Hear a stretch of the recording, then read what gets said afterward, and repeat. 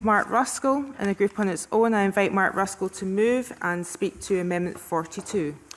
Thanks very much, Convener. And I'd like to start by perhaps just indicating the reason why I brought forward this amendment. This amendment attempts to enshrine a golden rule that's applied to the harvesting of kelp for many years, if not generations. It's a rule that's ensured that the kelp harvesting sector has stayed in business and that the very environmental resource that that sector relies on is protected for future generations. And the golden rule is really quite simple. The rule is that kelp should be harvested in a way that doesn't prohibit the regrowth of the individual plant. And the form of words which I've incorporated into the amendment is actually reflected in the licenses that are issued to those who hand harvest kelp at the moment. It comes from those very licenses. It's a very well-established principle.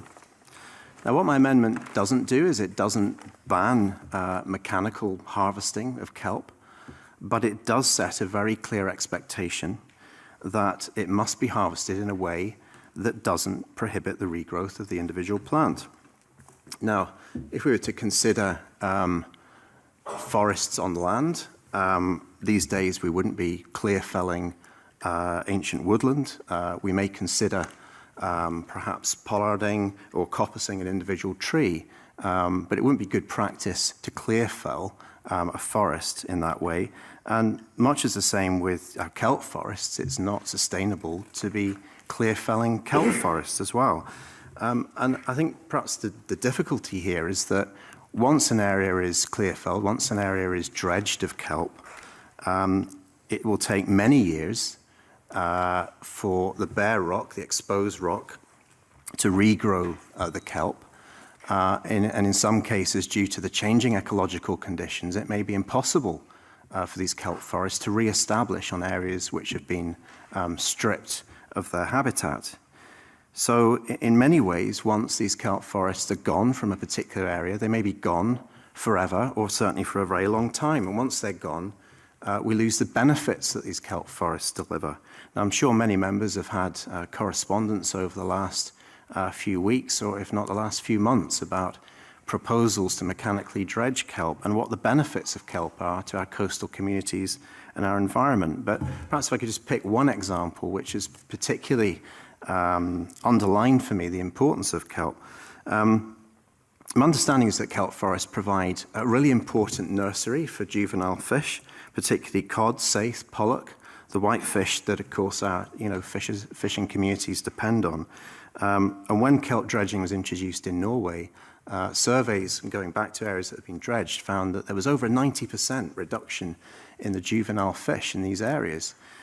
So we'd be removing the nurseries which support our whitefish sector. Also the roots which are pulled up, the holdfasts as they're called. The holdfasts provide a very important habitat for crab and lobsters. And I think this is one of the few environmental issues where I've actually seen the whitefish sector and the creeling sector come together in opposition against mechanical dredging. I can't think of another issue which has really brought so many diverse stakeholders together in their concerns. Kelp forests are priority marine features. They're vulnerable to climate change, so we should be protecting them. And if we look, of course, at the policies from Natural England, they're advising against mechanical harvesting. So I really don't think in Scotland we should be engaged in a race to the bottom over environmental standards. Having said that, I also believe we shouldn't be stifling innovation where a business can legitimately come forward with a sustainable way to mechanically harvest kelp. But there should be this golden rule applied, this legal backstop, and I'll read it out again, that kelp should be harvested in a way that doesn't prohibit the regrowth of an individual plant. It's common sense, and that's why I intend to move this amendment today. Thank you. We've got some comment from other members, but before we do, I'd like to make comment myself. As a new convener, one of my concerns, although I'm hugely sympathetic to everything that Mark Ruskell has said and the idea behind it, one of my concerns has been that we haven't taken evidence on this and allowed the opportunity for members to really drill down into what's involved in this, and myself included. Another issue that I had as well, I mean, coming myself from a background that's been involved in oil and gas safety, was the fact that often innovation around any kind of measures can also mean that things are safer for workers, which take away the need to do any manual handling. And that would be an area that I would have liked to explore should we had the opportunity to take evidence on this. But I'll pass on to my fellow members. Stuart Stevenson. Thank you very much. In relation to Kelp, I'm as big a fan of Kelp as Mark Ruskell, and indeed all the environmental observations he has made have considerable merit. And indeed, to see the creel and whitefish sectors agreeing, I'm delighted to see that they're agreeing on something, often areas where there appears to be some difference of view. I think the real issue is whether this is the right way to address the issue of how we need to protect wild kelp and ensure that it can regenerate. It's covered, the proposal, as I understand it, is covered by item 6 in section 21 of the Marine Scotland Act of 2010, which essentially means you need a licence if you're going to use a vehicle, vessel, aircraft, etc., to conduct harvesting of kelp. And indeed, there is a process, I understand, underway on that subject. I did think that I too have received a lot of correspondence. One of them, and I only choose one, the North Minch Shellfish Association. But the particular point they make, the ecological consequences of the industrial harvesting of kelp have not been specifically evaluated. And I think that goes to the heart of whether this is the time and place to do this. I will find it quite easy to support protecting kelp in an appropriate way, but to have it come into this bill without our having considered it, the convener has made reference to that, and have taken the evidence from the two sides of the argument and make sure that when we move forward on this subject, we do so on the basis of sound science. I have no knowledge whatsoever to reject anything that Mark Ruskell has said, and I'm not going to look terribly hard for it, but I think the committee in considering things like this should always make sure that it acts on the basis of information and understanding of the wider issues. Bluntly, if we were to act in the absence of that, what sometimes happens, and it's always unhelpful when it happens, you end up in the court with a judicial review, possibly from the company concerned. Although I suspect the economic value of this might not justify the quite expensive process of that. But I think there's considerable risk in doing it here in the way that Mark Ruskell is proposing. And I would invite him to withdraw that amendment. And indeed, work with the government to see if the provisions of the Marine Scotland Act are going to lead to the right outcome, or indeed whether there's another way of doing it that means this committee or another committee has the appropriate opportunity to take all the evidence before coming to a final conclusion about the particular way in which we protect wild kelp. It's not that I don't want to protect it, it's how we do it and where and when we do it. Convener. Richard Lyle. Thank you, Convener. I also want to preserve and protect and ensure that it's there for future generations. And we've all received numerous emails and Twitter tweets re the harvesting of sea kelp over the last few days and weeks.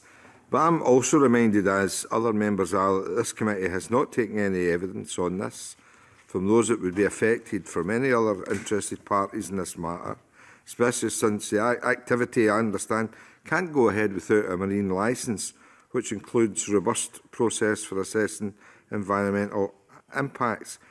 And am I not correct? There's not even a marine application licence for this. But I do understand the concerns, however, and I certainly will be taking notes of what is said in future by future members in the way that I will vote on this issue. Thank you, Claudia. Thank you, Convener. I want to speak in support of Mark Ruskell's Amendment 42. It is absolutely right that the newly devolved Crown Estate should be tasked with considering whether any future licensing for harvesting continue to be given on the basis of sustainability. Mark Ruskell's amendment will ensure that licenses are not granted, and I quote, from any area of the seabed under their management where such harvesting could inhibit the regrowth of the individual plant. Kelp is, as we have heard from Mark Ruskell, a priority marine feature.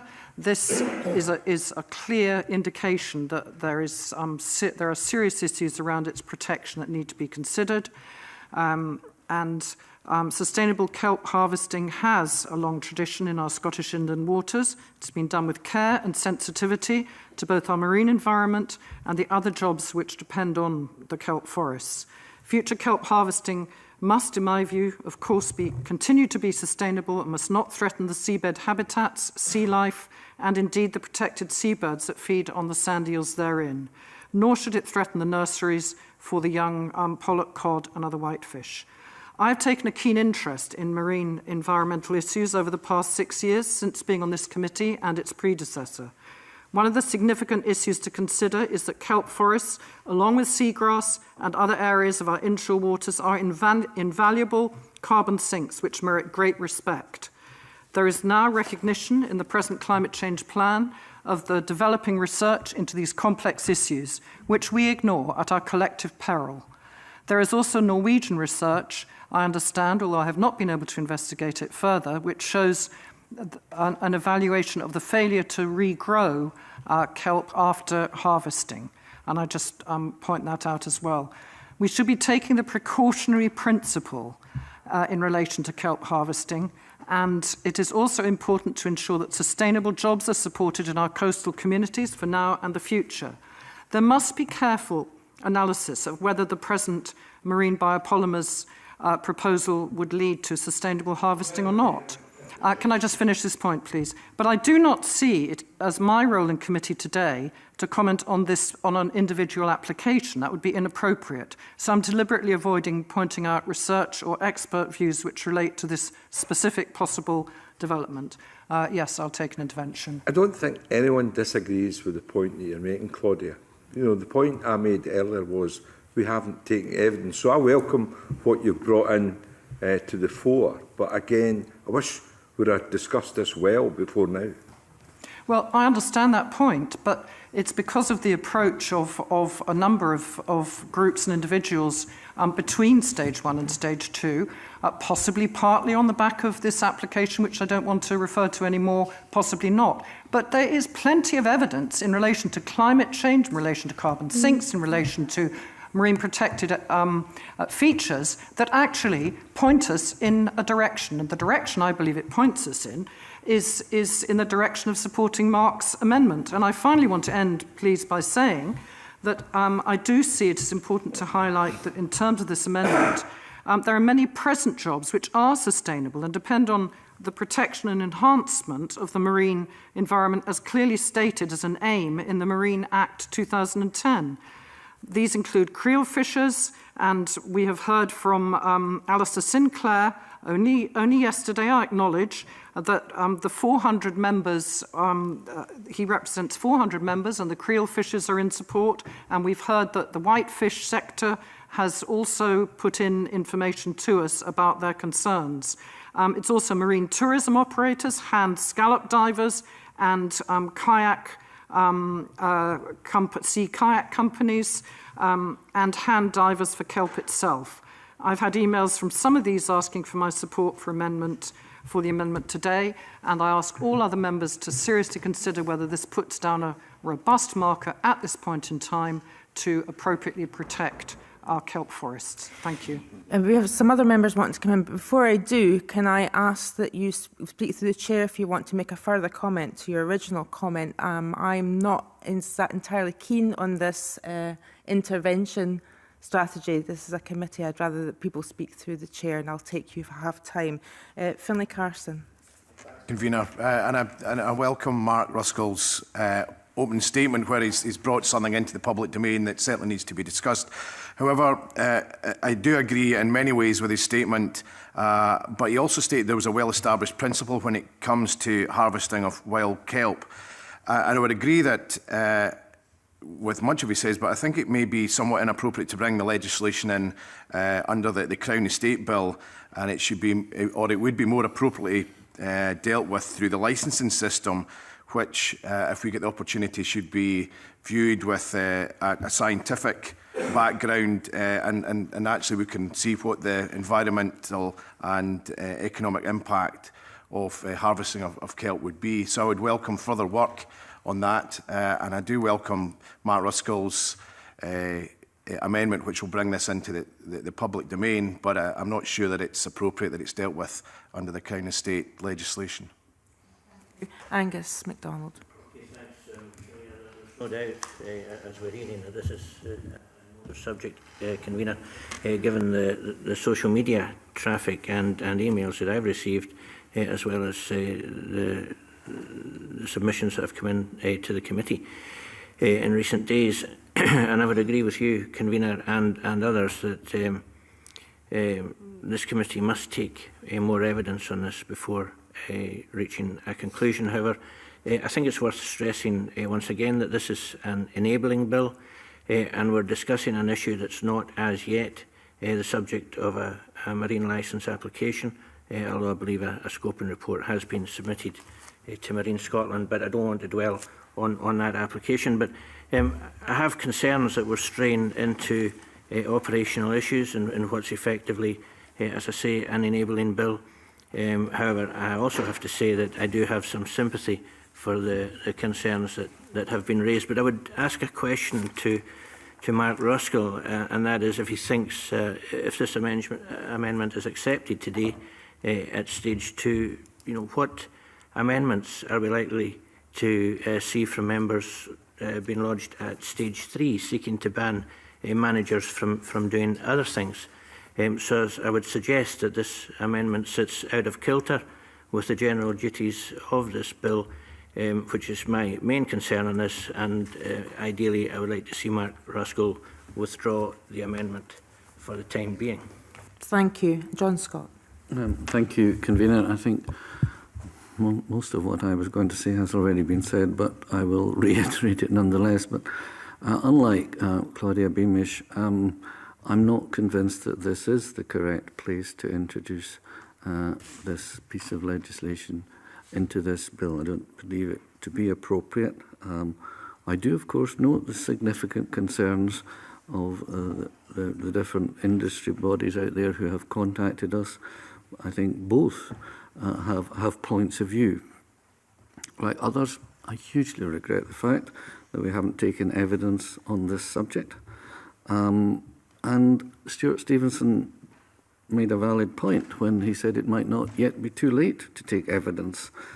I know there is a precedent for taking evidence at stage 2.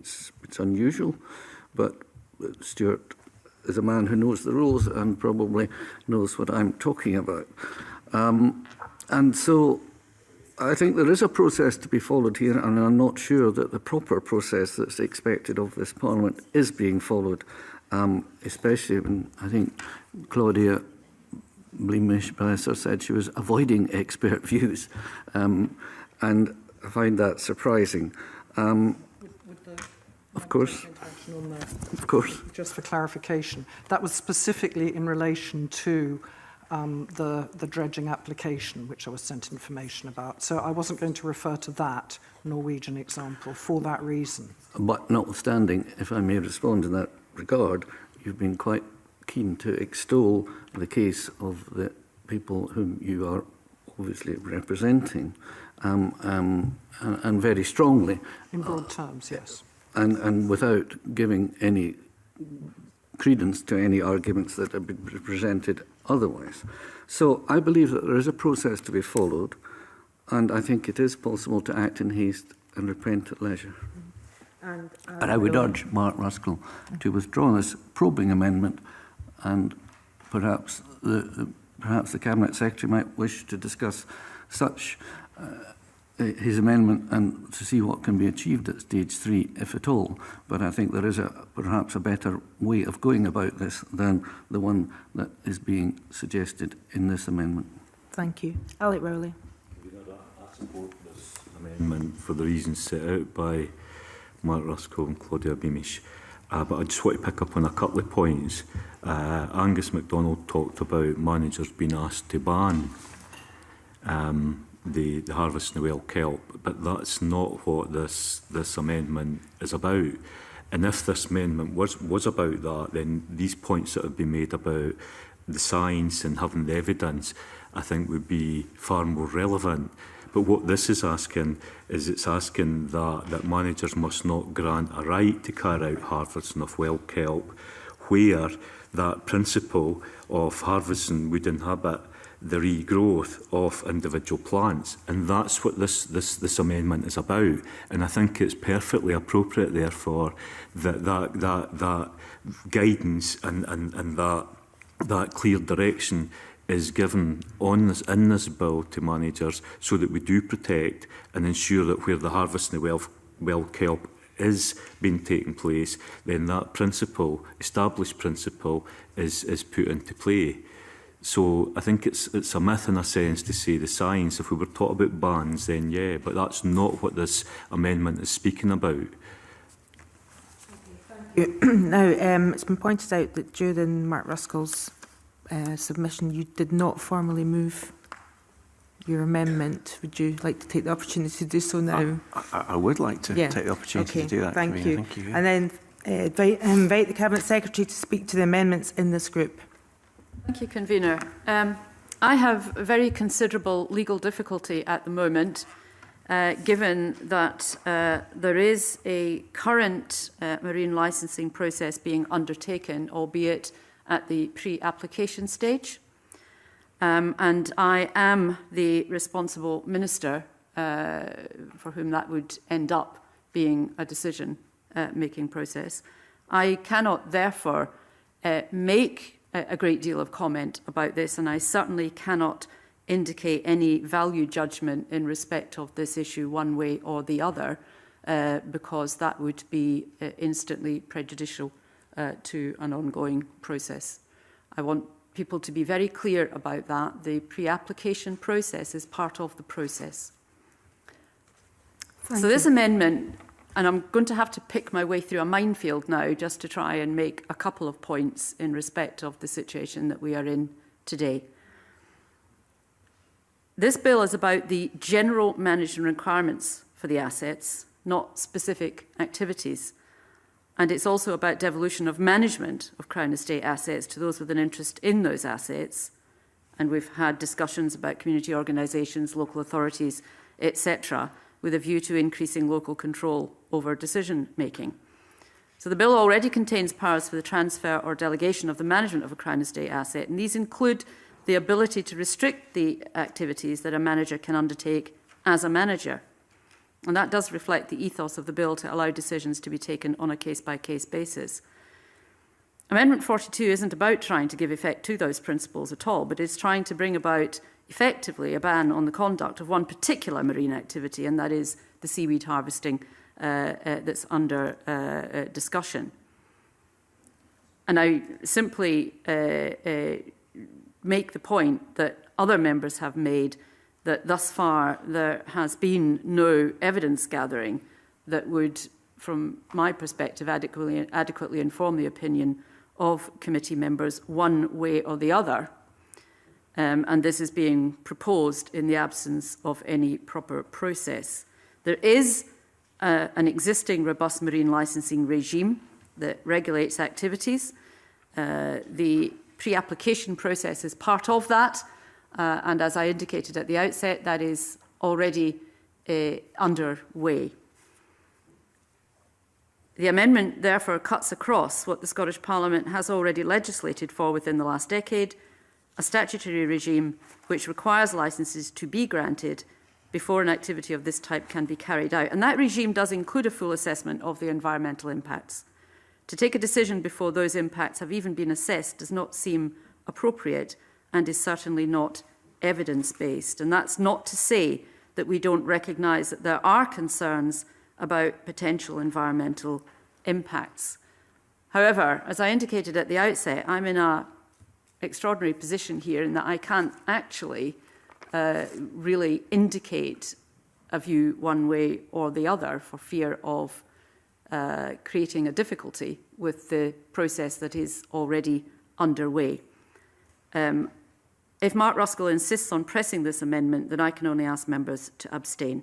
And I am, of course, happy to continue to discuss this matter at stage 3. Thank you, Cabinet Secretary. I invite Mark Ruskell to wind up and to press or withdraw his amendment. Yeah, thanks very much, Convener. Let me deal with one issue first. Is this an appropriate bill to be considering such an amendment? I believe it is, because kelp is a property right of the Crown. Everything that is attached to the land forms part of the land, so it is an appropriate place to be considering how kelp can be harvested sustainably.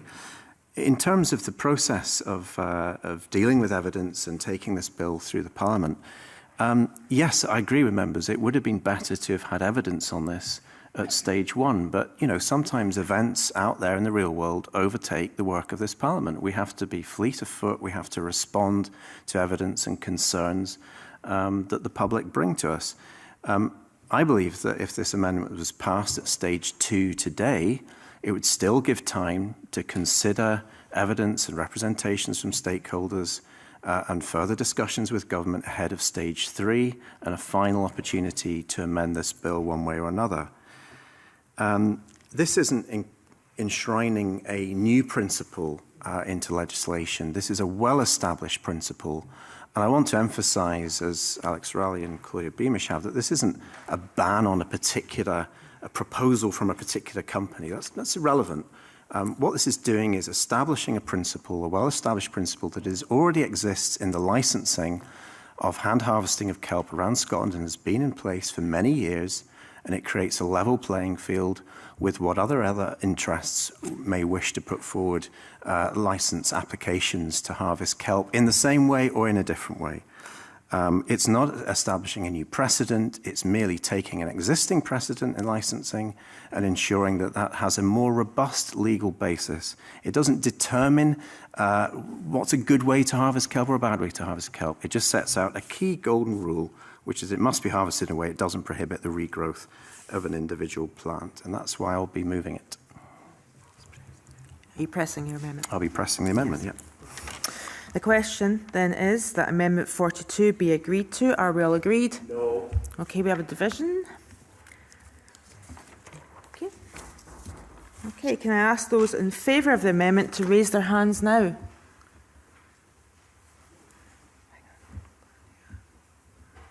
And those against? And those abstaining?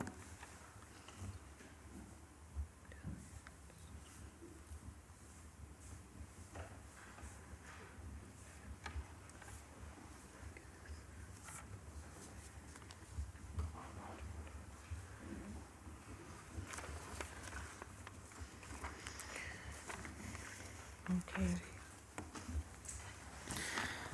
So we have the total votes for 3, total votes against 0, and total abstentions 6. Therefore,